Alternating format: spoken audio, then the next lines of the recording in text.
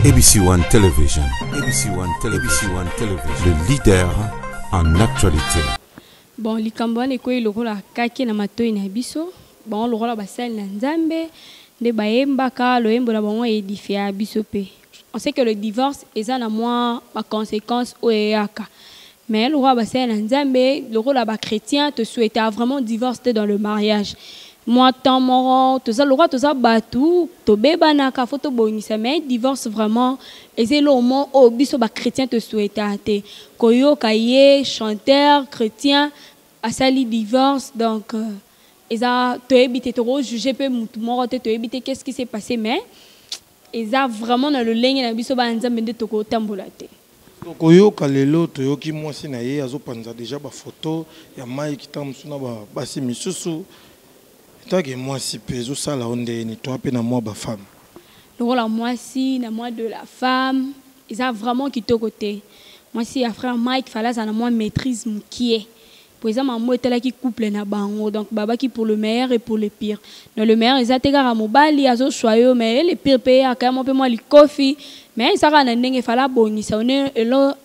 non aya abanda ko like ça ba photo pour zo tambola ils ont sali peu personnalité à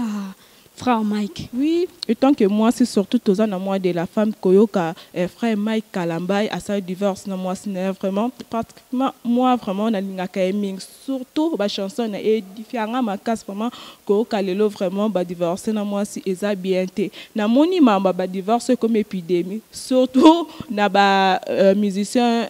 religieuse, na, bah, pasteur, bah, comme il y a un divorce, vraiment, c'est pas bien. Bah, ça, moussala, nzambe, bah, la Nzambe ba chanson na bango édifia biso et chanson apé biso na mambebele ceux qui bango bo sala bo isko biso to sandeni to landa lokolo to te vraiment et pas nanga vraiment eza passé et lope na loba à propos ya mwasi ya Mike Kalamba vraiment il fallait azala mutema munene babi mwasi atongaka mboka fosa mutema munene mwasi nde aza maîtresse ya ndaku ceux qui amoni quelque chose vraiment il faut avant dans mon bal na trouver solution à l'amiable ba bongsa ke ba divorce bo eza bien te à peine même ba humilité kala mingi te ba ocho bala na biso tout e ba ki frère Mike Kalamba ocho bala vraiment et ça là bien pour ça fait longtemps ba ndeko ba bala kata bala te mais donc na mona ki ka bali et ça là bien mais à peine même mariage bo ba sali divorce eza vraiment bien te tant que femme surtout tous dans moi de la femme vraiment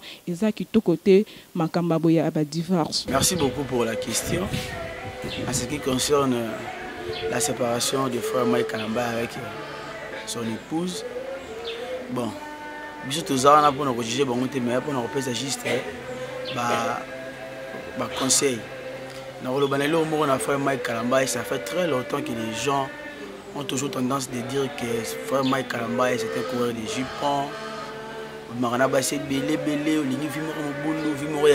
musicien. Ou bête de la musique profane, ce n'est pas bien pour un enfant de Dieu. Et il y a un solo Moussoso. Mike Kalamba, tu as réussi à préserver quelque chose. C'est que la préservation de ton identité. Donc, étant qu'il y a un enfant de Dieu, il y a aussi mais sur le plan, il y a image. Est-ce que tu t'es déjà posé la question de savoir si mon image est bien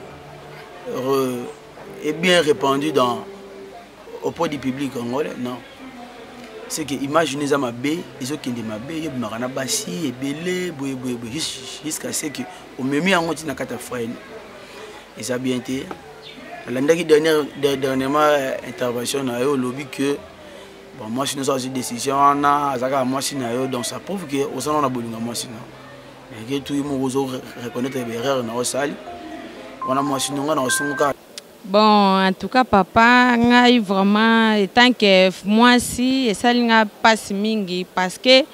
mutu munene lokola Mike Kalamba iko kabana moi si, et ça vraiment bien té. Il est vrai que bah vendre place moko tam sous moins incompréhension mais tant que ba Nzambe photo meka vraiment ko sala tout ko kanga vraiment motema Poto fingisa comme Nzambe te bon na ebité so ba weleli nini mais po nanga vraiment na sepelté bako kabona vraiment bongo te sala bien te mais ceux qui baza vraiment na ba parrain batu bazana bamekana koconseiller bango mpo bazongisa bamoko et ça a bien makasi. Bon, tant que femme toza na moya ba femme moninga na yo mwasi azozo ba photo déjà zobwaka yango na ba Facebook na ba nini conseiller na nini te ngana ko conseiller vraiment atika biloko ana libala nyonso taka na ba problème mabala nyonso oyo ba mama na biso ba mona ba makambo ebele na mabala azala mwasi alakisa vraiment ki motema munene atika makambo wana adoser libala nyonso taka abongo ba mbonge yaka nango mais quand même suka et sila nango kaka donc conseil na ko pese yango wana bon.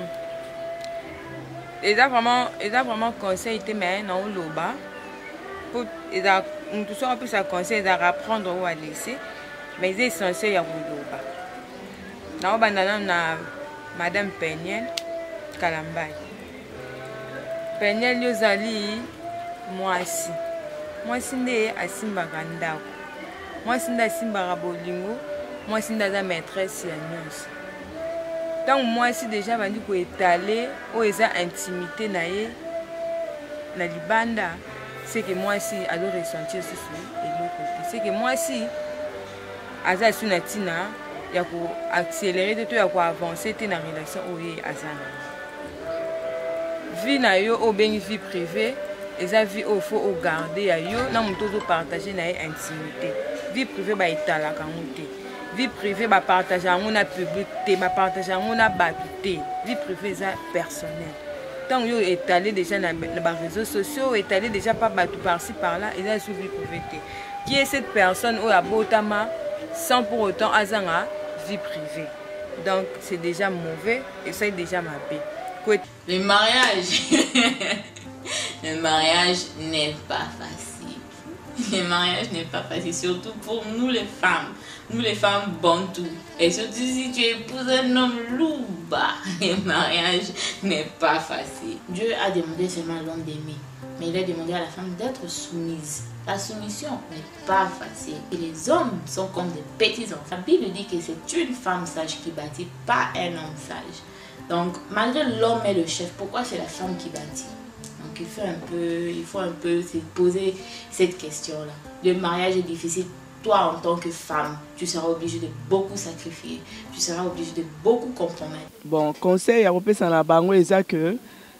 qui mariage forcé tout d'abord pour balingana qui bango mibale bayokana qui ti bakoma ki na niveau ya mariage. Bon, Mike Kalambay aza mosala nzambe. Ba makamususu bazo sala tant que basala nzambe ezoko sala bien te na masse ezo sala vraiment bien te soki sikoyo mondimi ya église oya sambela ka sana problème na mwasi na e c'est que Mike Kalambay ya oyebisa pe mondimi na ba divorcer donc tant que mosala nzambe aluka ka ba bongisa la mwasi na e babalani déjà bon et tant que maman conseil na ko pesa e atanga proverbe 31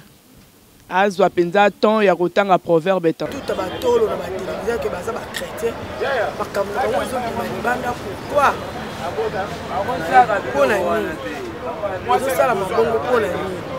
toloba nini seke to banobenga bango oyo baza bapagano toloba bango baza bachrétien bango bachrétien tobenga bango bapagano parce que eza babiloko moyo ya soni ye mpe moto ya liboso te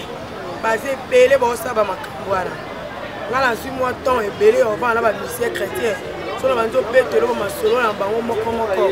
oko regretter alors batika bongo batala nanu makambo nini yango o bazo sala soni yango moni lelo bato baza ba pagano atozo beta tolo ke na sambela azo mono ka mutu mais na kalezalaki mutu asambela bato bazo mona modèle bazo mona ke o penza asambela mais lelo batu nyonso bakomi ndenge moko différence ezate soko vai na bapagano kutoza l'aise mais soko vai na bango batu ba kotala lelo boye susu yo mwana mwasi oza chéri lelo to appelle na moi ba femme to ke na suka kotala siko lokola moninga na yo mwasa Mike Kalambay azo panza déjà ba photo ya Mike na ndenga mabe na Facebook et sali yo ndenge ni etake mwasi. Bon, ngai esalanga mabe parce que koto wana na koloba ke eza nango problème ya bolingo baolinga na su mpona bolingo ya solo te mais bakomolingana mpo nalinga mpo aza Mike Kalambai ayebani ayebaka aza star kuna mpe na bango na ngamu na bango nalinga mpo aza mwana mutambongo mpo avandaka na poto soki oza mwana mutambongo te mawalinga yo eza te tika bakutana na makambo ya bongo mpo eza bawalingana mpo na bolingo te mais bazolingana mpo na babien matériel. Merci en tout cas. On a vraiment na sepeli na parce que Mike Kalambai na yebelaki moi opposante na ezaki mwana mama Olange. Et puis moi maman Olange a passantaki mingi pour na Mike Kalambai. Et puis Mike Kalambai atiki moi maman Olange. Atiki aksa Olange akiko bala moi mosola. Pona nga na sepelaki ni bala moi mosote. Eza ni bala ya aksa. Aksa nde yango Aksande azonga na libala oyo Mike Kalambai na moye mabete aza papa na sembe la biso bien nga masino ki banze ba Mike Kalambai na kumisa nzambe mona mwaso mama o foxaki ekino libala na ote sika libala zonga na biso bana bato festival ya CFMC aksande za beso Mike Kalambai bwakisa ye na sepeli penza pour vraiment bien na sepeli vraiment merci yo sepeli na libala bato ekabwani omoni na sepeli na parce que loko biso zeleki yango ta maman za milio na sa mabele azeki libala ana papa na ngalo na sa mabele yo est-ce que tu as dit que tu préparer libala ana pona nga mana kumisi nzambe atu si constater faut doit l'éternel o sameli bango ya kibana bango tel ba de aksa Olange ya libala ami baloza mutema mabe en tant que moi si na eberer de konanga moi sa salité na condamner na nga na condamner na nga yete poye moko mtayebi na oloba pete ke po aza msala nzambe aboya to alinga kaka ye moko ayebi puisque aza mutu lokwa mobali nyonso azwaka décision na condamner na nga mutu na bango parce que conseil na bango to pesi mutu te na kati na bango o amoni kaka asalaki erreur akende kaka alimisa moninga merci te papa lelo toza na sujet ya Mike Kalambai na va to banda okopesa kombo na monsieur Fumu monsieur okoloba nini mpona makambo etali ke frère na yo Mike Kalambai auto divorcé na mwasi na yo bauti kobalana en fait ce total bien Mike Kalambai aza musali nzambe en principe divorce na Bible nzambe apekisi yango puisque bibliquement parlant soki balani bokomi moko mais eza na condition oyo nzambe alobi po divorcer na mwasi na yo na cas adultère